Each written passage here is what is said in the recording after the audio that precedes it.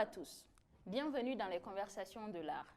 Aujourd'hui, j'ai l'immense plaisir de recevoir un symbole de l'art au Mali, en Afrique et à travers le monde. Il est reconnu comme le guerrier de la musique à l'échelle internationale. Mais ce que beaucoup ne savent pas, c'est qu'il a une histoire particulière avec les arts plastiques. C'est d'ailleurs pourquoi nous nous sommes intéressés à lui aujourd'hui.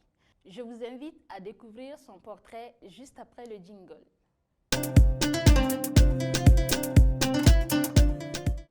Mon invité du jour est natif de Ségou. Il a grandi à Sikasso. Il fait ses classes à l'Institut national des arts de Bamako en section arts plastiques avant d'intégrer le Super Rail Band à la gare de Bamako. À la fin des années 1970, il s'installa à Abidjan et se consacre entièrement à la musique et plus particulièrement à son instrument de prédilection, le clavier.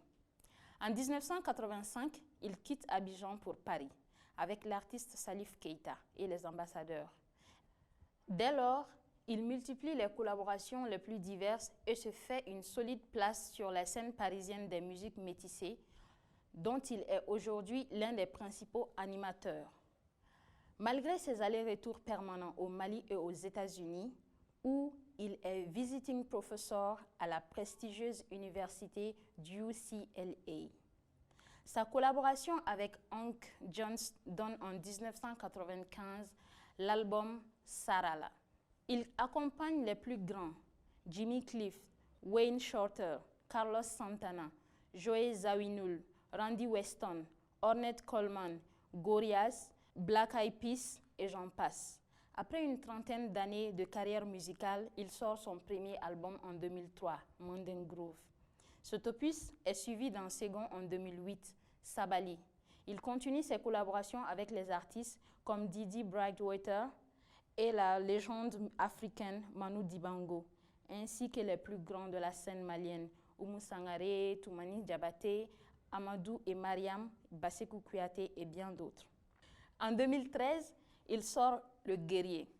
Devenu un vrai icône et doyen de la musique, il se consacre également à la promotion de jeunes talents de la scène métissée, comme la franco-camerounaise Sandra Ngake ou la malienne Fatoumata Diawara, Pamela Badjogo, Delphine Munkoro, BBS, Mariam Kone et j'en passe. Ses exploits, si on veut tout citer, on ne va pas quitter ici. Mais je vais lui adresser la parole pour que lui-même il puisse nous donner en détail tout ce que j'aurais omis.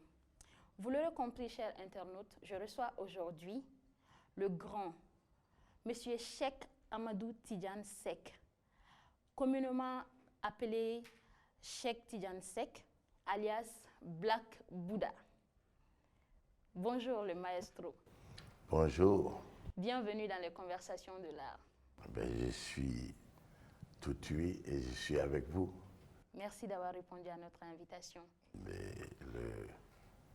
Je suis honoré de faire partie de ce plateau. Alors, dans cette brève biographie, qu'est-ce que je n'ai pas touché? Je suis, comme disait Fantani Touré, paix à son âme, Dougoufla Diadé. Tu vois, je suis né à Ségou.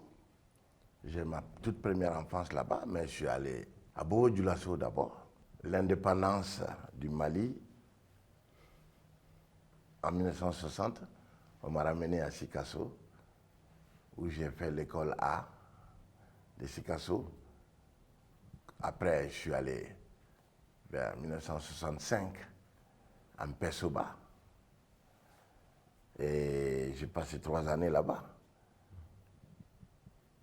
Et c'est là-bas, bon, apprendre la vie à la dure un peu, que, tu vois, bon, l'âne et la charrette, tout ça, et pour étudier. Bref, je suis retourné à Sikasso, mais cette fois-ci au couvent catholique. D'où ma rencontre avec les touches d'un piano dans l'harmonium à Sikasso, dans l'église. Hein. Et donc j'étais séduit par les touches blanches et noires d'un clavier. Et me voilà parti pour m'initier au solfège à Sikasso. Mais depuis longtemps avant, depuis Bobo Dioulasso, je dirais peut-être l'âge de 6 ans, tout ça, j'aimais et je dessinais. Et les gens aimaient ce que je dessinais. Donc la fibre du plasticien était en moi déjà, depuis ce moment-là. Et comme je viens d'une maman qui était chanteuse, mais qui ne m'honorait pas son art, et qui m'a eu 50 années après sa naissance, ma mère est de 1902. Donc, je pense qu'elle m'a transmis beaucoup de choses. Hein? Donc, ça, je voulais donner ça comme éclaircissement. Le père Émile Ramadier m'a conseillé une école d'art, disant que je suis doué aussi bien en peinture qu'en musique. Donc, j'arrive à l'Institut national des arts, aux Beaux-Arts. Je passe très bien en musique, très bien en peinture. On me demande de choisir une matière.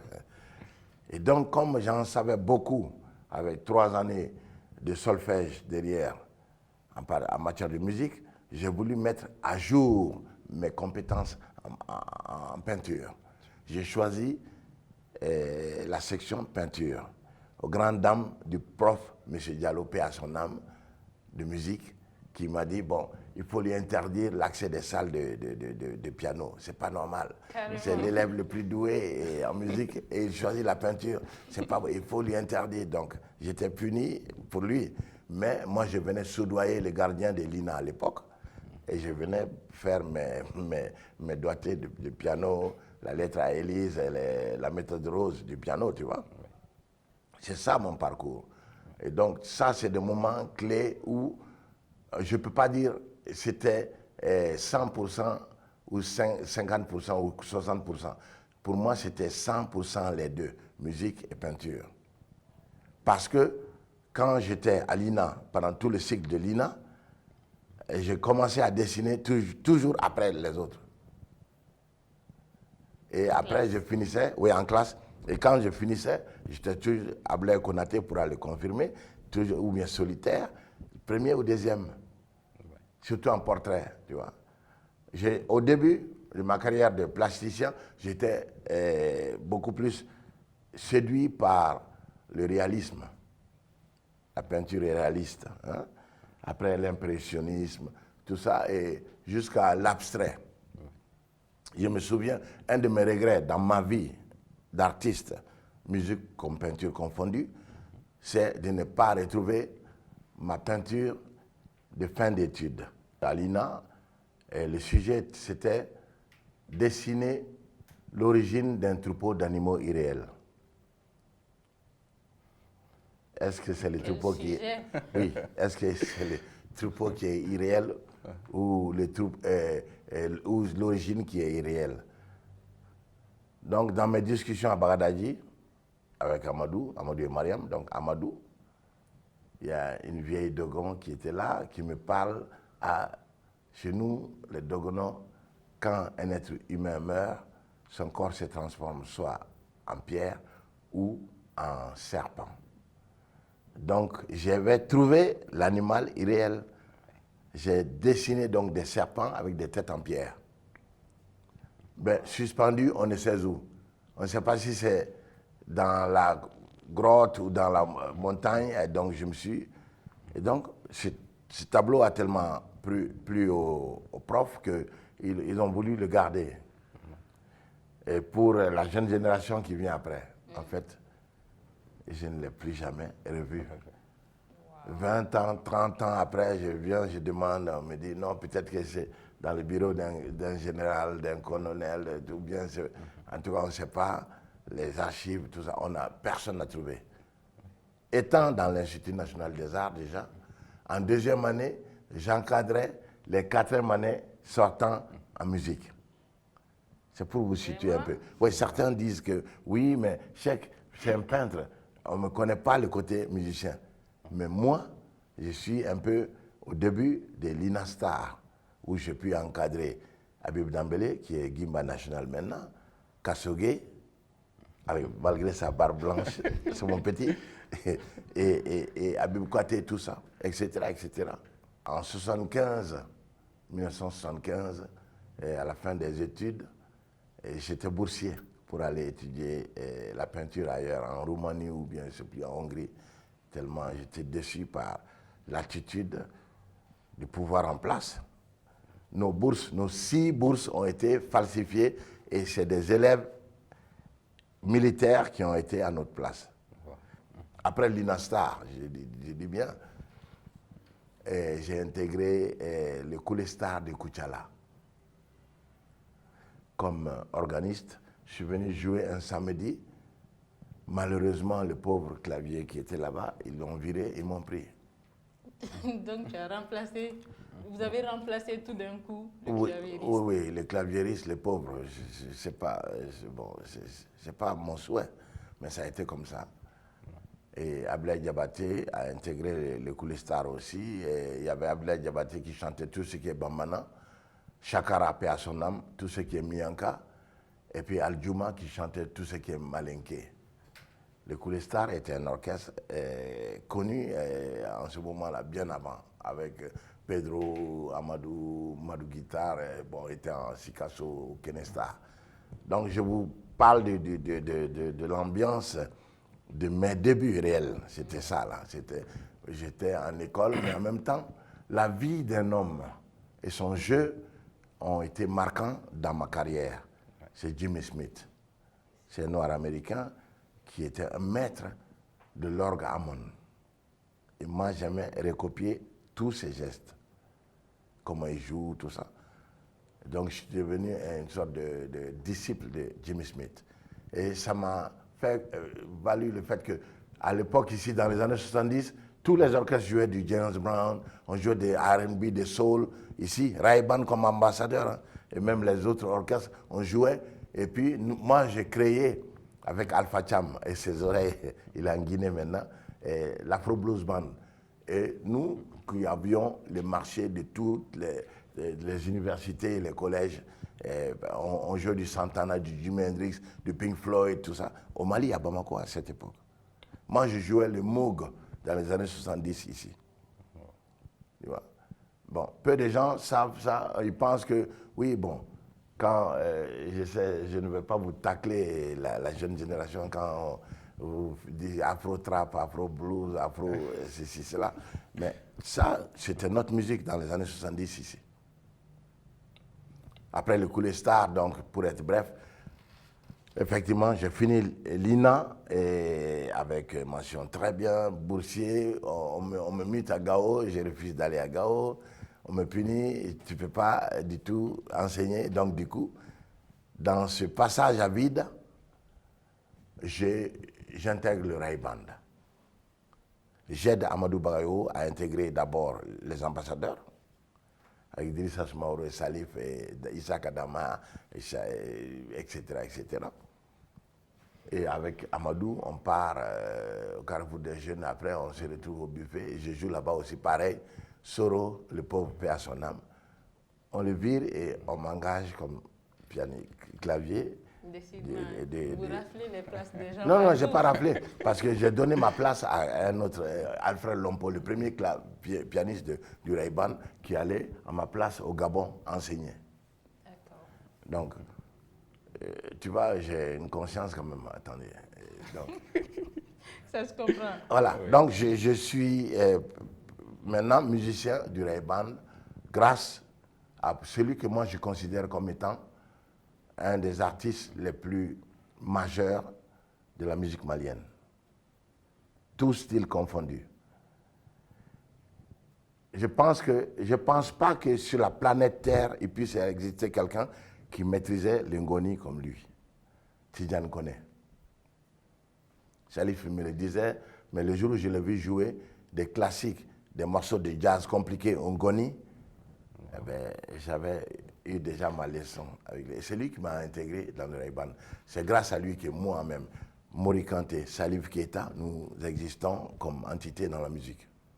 Tidjane Koné était une sommité. C'est pour moi le Louis Armstrong de la musique mandingue. Il jouait tout, de façon en avance surtout. Le Ngoni, n'en parlons pas, c'est le maître absolu. Si tu écoutes Sundiata des années 70 du Rai Band, Buffet Hôtel de la Gare, écoute bien le solo du saxophone. Aux États-Unis, aujourd'hui, il y a des grands saxophonistes reconnus dans le jazz qui demandaient ce son-là vient d'où? Il avait le son d'un John Coltrane. Moi, j'ai joué avec celui qui a inventé le free jazz, Ornette Coleman, comme vous l'avez dit. Tout à fait. Donc, Tidiane était une sommité, mais qui est parti. Quand je vous demande à la jeune génération, vous connaissez Tidiane Koné? Ils ne connaissent pas. Tu vois? Parce que nous n'avons pas donné une vraie lecture d'archivage à nos icônes. Heureusement que nous pouvons en parler dans cette conversation. Oui, tout à fait. Pour remémorer l'histoire et aussi pour pousser la jeunesse en fait à aller chercher ces sommités-là qui nous ont Tout à dévancés. fait, important, important. Alors, important. nous revenons à notre thème. Oui. La popularisation des arts plastiques au Mali, le regard plasticien d'un maestro de la musique. Vous êtes le maestro que nous avons trouvé.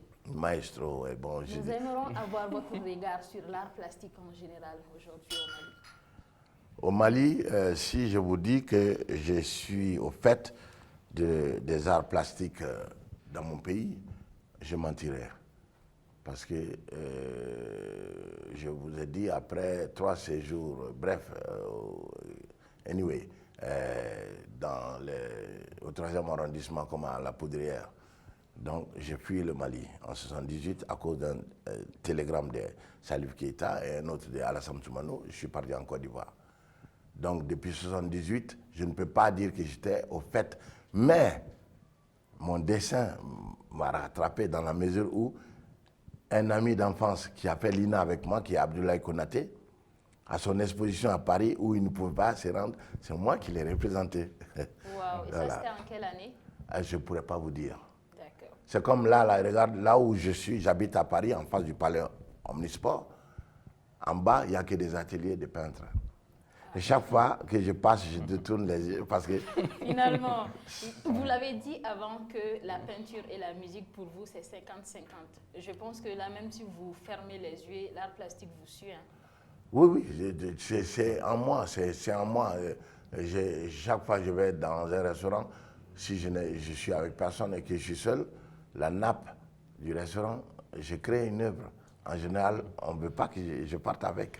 Moi, la peinture malienne a un avenir, a toujours eu un avenir. Tu vois, et c'est d'antan, c'est depuis bien nos ancêtres, tu vois. Depuis les peintres des temps coloniaux, tu vois. Mais c'est à nous de créer cet avenir-là aussi, quelque part. Hein? Nous et votre génération à vous aussi. Parce que, sinon, vous allez être comme ce qui est arrivé en musique. Moi, j'ai joué pendant plus de 20 ans avec la plus grosse multinationale au monde, qui est Universal Music, la maison mère, Sony étant existant. Mais c'est eux qui gouvernaient. Ceux qui veulent lancer, ceux qui vont lancer. Mais pourquoi est-ce que nous, on ne peut pas avoir des infrastructures pour justement une meilleure diffusion des œuvres de nos artistes et des galeries conséquentes, au lieu que nos œuvres soient seulement mises en lumière à travers des pseudo-galeries célèbres par-ci, par-là, aux 4 coins du monde. Pourquoi est-ce que la visibilité doit dépendre de... Alors que si nous créons justement des plateaux pour nous-mêmes où on veut donner quand même plus de lumière à ces créations, oui, ben écoute, il faut préparer la population, le peuple à cela, et puis en arriver à ce destin. L'avenir des plasticiens comme des arts en général au Mali ou en Afrique ne dépendra que de cela, quoi. Il faut que nous-mêmes, nous mettions à la tâche et que nous créions des initiatives pour promouvoir tout ce que nous faisons comme art. Tout à fait. Je pense que le message, il est très bien passé. Ma 3e question. Pourquoi, selon vous, les concerts de musique mobilisent beaucoup plus de monde que les expositions d'œuvres d'art? Oui. Oui, là, vous avez touché à deux pôles de mon être, c'est vrai. Mais même si, bon, la musique m'a arraché à la peinture. Je dirais, récemment, j'étais à une performance, j'ai invité par le CAX, justement, qui parle de culture, au Rwanda, en janvier dernier, où il y avait un jeune peintre sénégalais qui dessine avec les pieds, il dessine avec la bouche. Il a fait un portrait de Kagame avec la bouche, pendant qu'il y avait une performance musicale à côté. Tu vois? Donc, pourquoi ne pas créer des plateaux où il y a du live de musique et de peinture appliquée? Ça peut être des moments aussi pour plus de visibilité, hein, et aussi le backstage, tout comme l'arrière-scène de nos grands concerts. Amener les œuvres d'art et puis exposer-les. Faites les décors de ces scènes-là avec. Ça aussi, c'est une autre manière de rendre vivant ces œuvres. Hein. Et bon, etc., etc. Il y a tellement de possibilités. Hein. Il faut que nous changions l'approche et que nous ajoutons plus d'innovation pour pouvoir toucher le exact. cœur du public. Ne pas dire seulement ah, la musique c'est d'un côté, oh, la peinture c'est d'un côté. C'est comme un musicien classique qui dit non, moi c'est le classique, l'autre ah non, moi c'est le traditionnel, ah non, moi c'est l'acoustique. Non, c'est non-sens. La fusion des genres fait l'avenir de tout genre. À présent, nous allons accueillir notre second invité. Il a des doigts magiques, pas pour manipuler le clavier, mais plutôt pour manipuler des gris-gris. Parce qu'en fait, il intègre des gris-gris dans ses tableaux. Il s'agit de l'artiste Agansi du mois. Vous savez déjà que dans cette émission, chaque mois, nous mettons la lumière sur l'artiste Agansi qui aurait occupé tout le mois. Et aujourd'hui, nous avons le plaisir de recevoir notre amie Losso Marie-Ange Dapo.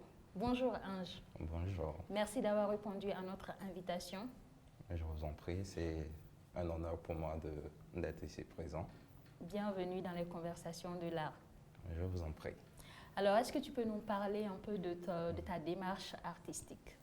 Qu'est-ce que Ange fait? Aujourd'hui, j'aborde une démarche un peu particulière que je nomme les gris-gris tissés. C'est un travail inspiré des amulettes des chasseurs traditionnels de chez nous qu'on appelle les donso. Donc, c'est inspiré d'une tenue de ces chasseurs qu'on appelle le Sigi Dloki. Le comment? Sigi Dloki. Sigi Dloki. Oui. D'accord. C'est un vêtement, un boubou bien chargé de gris-gris pour les maîtres chasseurs, les Simbo. Voilà, donc c'est cette tenue qui m'a tout d'abord fasciné et j'ai eu envie de connaître davantage cette confrérie parce que c'est une société d'initiation d'abord. Tout le monde n'a pas accès à certaines informations de cette confrérie.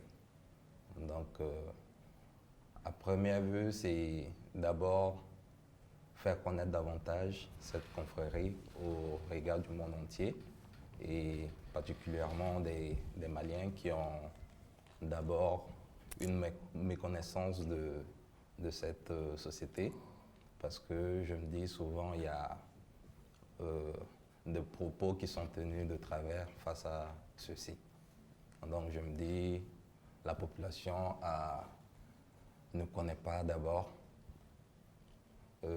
ces individus parce qu'ils ont une philosophie atypique qui est différente de ce qu'on voit d'habitude dans notre quotidien.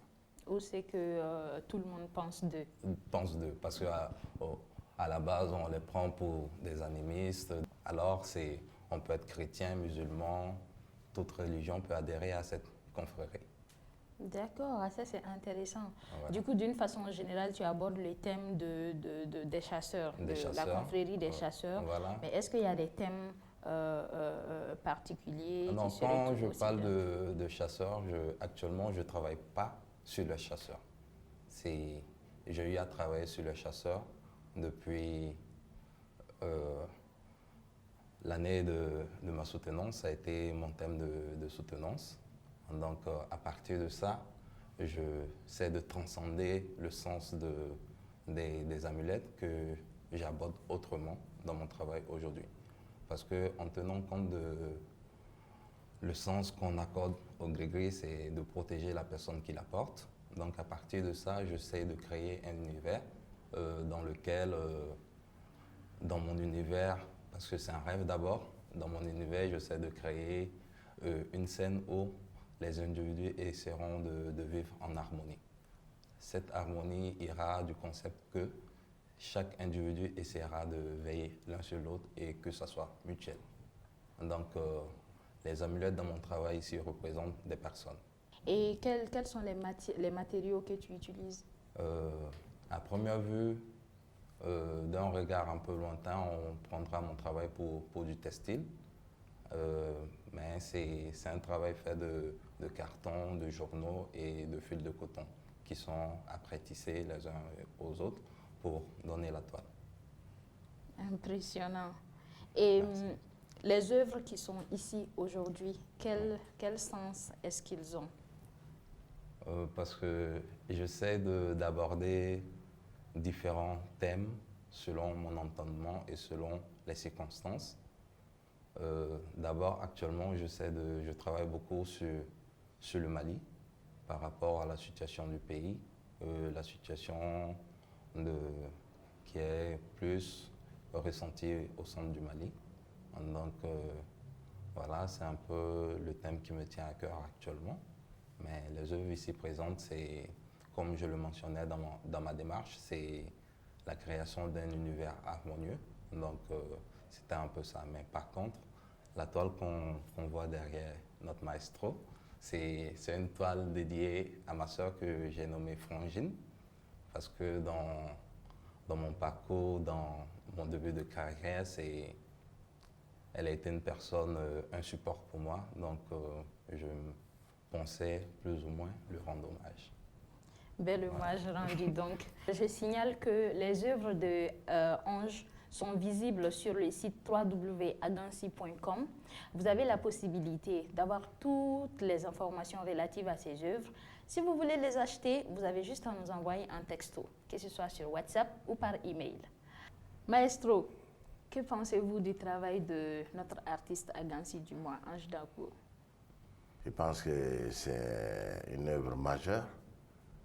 Je pense que justement, c'est à nous de donner le vrai caractère aux créations de nos artistes. Tu vois, c'est ainsi que, bon, la grande pensée collective a fait que Picasso a existé, mais en s'inspirant de quoi? L'art abstrait vient d'où? D'Afrique, de nous. Mais maintenant, quand ils font des tableaux, c'est des tableaux qui sont vendus à des millions d'euros, voire des dollars. Et pourquoi Ange, qui est créé tout à partir du coton de chez nous, et aussi des journaux, des coupures de carton, faire une œuvre comme ça, moi je pense que tout y est, quoi. Tout le mérite est là. Je suis séduit et agréablement surpris par l'existence d'une œuvre de cette importance. Merci beaucoup et félicitations à Ange. Ceci nous amène à la troisième rubrique de cette émission, Vue sur la toile.